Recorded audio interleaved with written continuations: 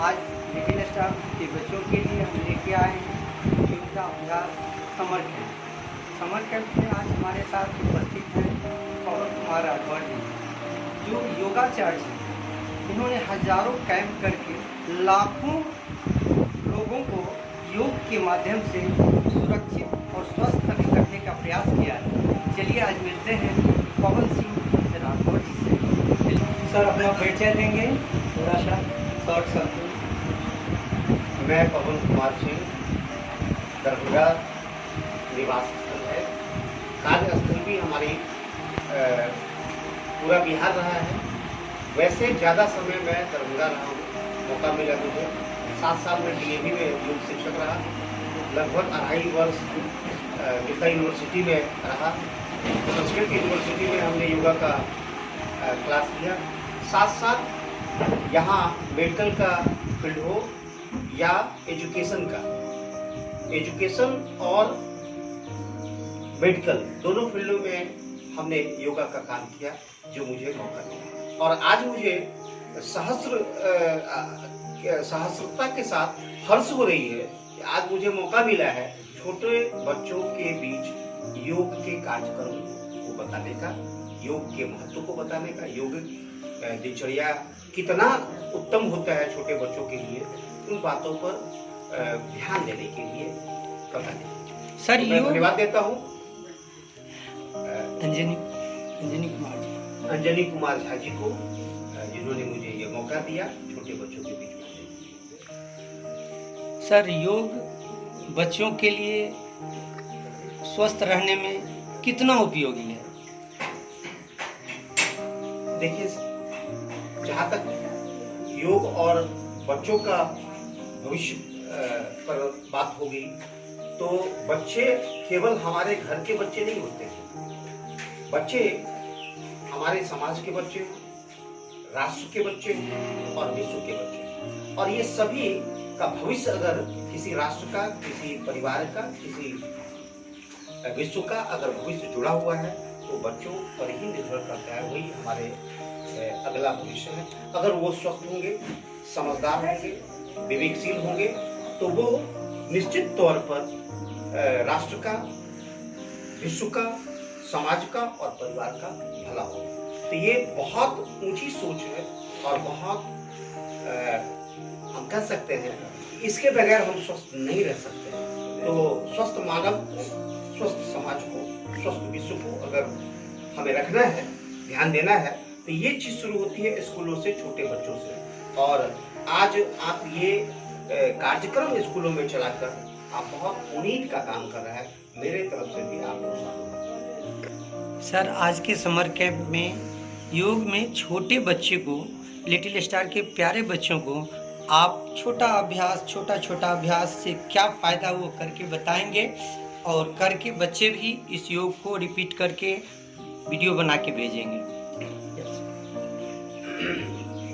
देखिए, योग का जो वैज्ञानिक पक्ष है वो कहता है कि 7 वर्ष से नीचे के बच्चों को बहुत कठिन आसन नहीं कराना चाहिए।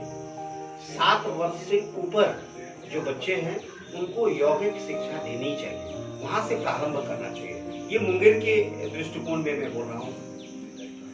अब कुछ ऐसे क्रिया हैं योग में जिनको छोटे बच्चे भी अगर करें तो उनको लाभ ही होगी, हानि नहीं होगी। सबसे पहला है कि छोटे बच्चों का ध्यान बहुत चंचल है, तो चंचल मन को हम एक बार स्थिर नहीं कर सकते। दूसरा है कि कोमल शरीर, कोमल मन पर सकारात्मक प्रभाव पड़े, तो ऐसा हमें ऐसे कार्यक्रम को रखना चाहिए। तो छोटे बच्चों के लिए जो सहज कार्यक्रम है, तो जैसे हम लोग एक अभ्यास करते हैं तारासन का, करा सकते हैं, और छोटे बच्चों की लंबाई भी वृद्धि होगी। तो तारासन करने के लिए मैं पहला आसन आपको बता दूं कि आसन के क्रम में कि पहला आसन तारासन करना चाहिए। तो छोटे बच्चों को बहुत विस्तृत जानकारी तो नहीं देना है, लेकिन उनके लिए लाभदायक होगा। दोनों पंजों को आमने सामने रखेंगे, दोनों पंजों के बीच 4 से 5 उंगली की दूरी, हाथ को क्रॉस करेंगे और सर के बीच में रखेंगे, दृष्टि कोण सीधा रहेगा। धीरे धीरे श्वास लेते हुए पूरे शरीर को ऊपर उठाते जाएंगे।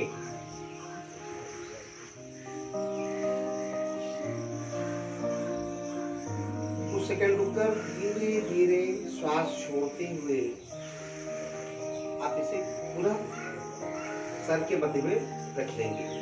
ऐसा कम से कम 5 से 10 बार कराएंगे। पूरे जो हमारे छोटे छोटे बच्चे हैं उसका पूरा शरीर में अकड़न होगी, दर्द होगा, वो ठीक हो जाएगा। ये बुजुर्ग लोगों को भी करना चाहिए। इसके बाद ये तारासन है, इस आसन का नाम तारासन है। दूसरा, थोड़ा सा छोटे बच्चों में फ्लेक्सिबिलिटी की कमी नहीं होती है, तो उनका मन चंचल है, तो चंचल मन को स्थिर करने के लिए हमें बहुत सारा ऐसा योग है, योग के आसन है जो जानवरों के नाम पर है, जिसमें है इंग्लिश में बोलते हैं कैट पोज। और तो हम कैट पोज को करें। कैट पोज को करने के लिए क्या है कि हम सबसे पहले वज्रासन में बैठते हैं। वज्रासन में बैठे और घुटना के ऊपर खड़ा हो गए, दोनों हाथ कंधा के समानांतर रखिए, पांचों उंगलियां ऊपर की ओर, और श्वास लेते हुए ठुड्डी को ऊपर उठाए, दृष्टि को ऊपर, श्वास छोड़ते हुए रीढ़ की हड्डी को ऊपर और ठोड़ी कंठकूप से सटाए। इस क्रिया को धीरे धीरे श्वास लेते हुए फिर ऊपर, छोड़ते हुए नीचे, इसको बोलते हैं कैट पोज। अगर हम कैट पोज कराएं छोटे बच्चों को तो उसकी रीढ़ की समुचित विकास होगी, फ्लेक्सिबिलिटी बढ़ेगा और बच्चों को करने में आनंद की अनुभूति। साथ साथ थॉराइड ग्लैंड्स है, पिट्यूटरी है, पीनियल है, सब कुछ है। उसके बाद आता है आराम से करने की चीज है, छोटे बच्चों में कोई दिक्कत नहीं। उस आसन में फिर वज्रासन में आ जाएंगे। अब वज्रासन के बाद घुटना के ऊपर खड़े हो जाएंगे और पीछे का जो पैर का उंगली है, इसको मैं इस तरह से आपको दिखाऊं। ये पीछे जो पैर की उंगली है इसको अपने ओर अंदर की ओर मोड़ लेंगे और यहाँ से श्वास लेते हुए दाहिने हाथ को ऊपर उठाएंगे और बायां हाथ से दाहिने एड़ी को पकड़ेंगे और श्वास लेते हुए ऊपर, इसको बोलते हैं अर्धपुष्टासन। फिर श्वास छोड़ते हुए नीचे, फिर श्वास लेते हुए बायां हाथ ऊपर और दाहिना हाथ बाएं पैर की एड़ी पर, श्वास लेते हुए फिर छोड़ते हुए नीचे, इसको बोलते हैं अर्धपुष्टासन। तो हम छोटे बच्चों को कुछ आसन सिखाएं जिसमें जो आसन का नाम जानवर के नामों से जुड़ा हुआ है। ठीक है, बहुत सारे कुकुटासन है,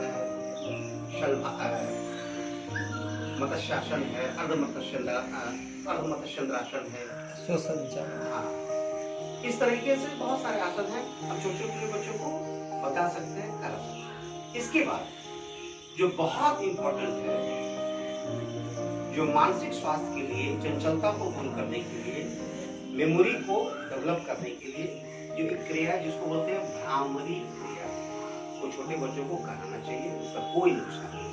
तो भ्रामरी क्रिया करने के लिए क्या करेंगे, वज्रासन में बैठ जाएंगे, अंगूठा को अंदर मोड़ेंगे, अंगूठा के बाद वाला तर्जनी उंगली को छोड़ देंगे, अंगूठा के जस्ट बाद वाला जो उंगली है उसको छोड़ देंगे, खुला रखेंगे और बाकी 3 उंगलियों से मुट्ठी बांध देंगे, कान के छिद्रों में डालेंगे, ठोड़ सटा रहेगा, दांत अंदर से खुला रहेगा, लंबी गहरी श्वास लेंगे और भौरे का गुंजन करेंगे। मैं करके दिखाता हूँ और छोटे बच्चे भी इसे बढ़िया से सीखेंगे और करेंगे।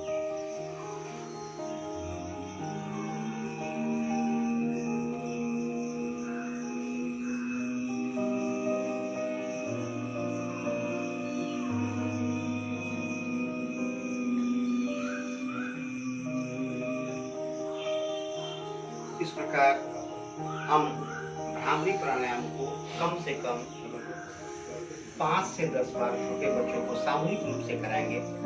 ओम का जप सामूहिक रूप से कराएंगे, गायत्री मंत्र कम से कम 11 बार सामूहिक रूप से कराएंगे, तो बच्चों की संस्कार, मन स्थिति, शारीरिक स्थिति और परिस्थिति सबों में परिवर्तन होगी। बच्चे हमारे आगे चल करके नशेड़ी नहीं बनेंगे, बच्चे इंटेलिजेंट होकर के निगेटिव एक्टिविटीज में इन्वॉल्व नहीं होंगे। तो ये हमारे भविष्य है, इसे हम सबों को कर्तव्य है कि हम इन लोगों के स्वास्थ्य को, इनके फ्यूचर को, इनके भविष्य को और अच्छा करने का प्रयास करें। बहुत धन्यवाद देता हूँ। बहुत बहुत धन्यवाद पवन जी सर, आपने इतना मूल्यवान समय हमारे लिटिल स्टार प्ले स्कूल के लिए दिए। मैं आपका आजीवन आभारी रहूंगा। मैं तो इनका आभारी हूँ, क्योंकि ये समाज में छोटे बच्चों के लिए जितने ईमानदारी से प्रयास कर रहे हैं और मुझे मौका दिया कि मैं तो इनसे क्वेरी किया था कि आप मुझे मतलब ऑफलाइन मौका दीजिए, लेकिन स्कूल बंद रहने के कारण ये नहीं मिली। कभी अगर फ्यूचर में मुझे मिलेगी तो मैं इनके स्कूल में आऊँगा, छोटे बच्चों को मैं जरूर बहुत बहुत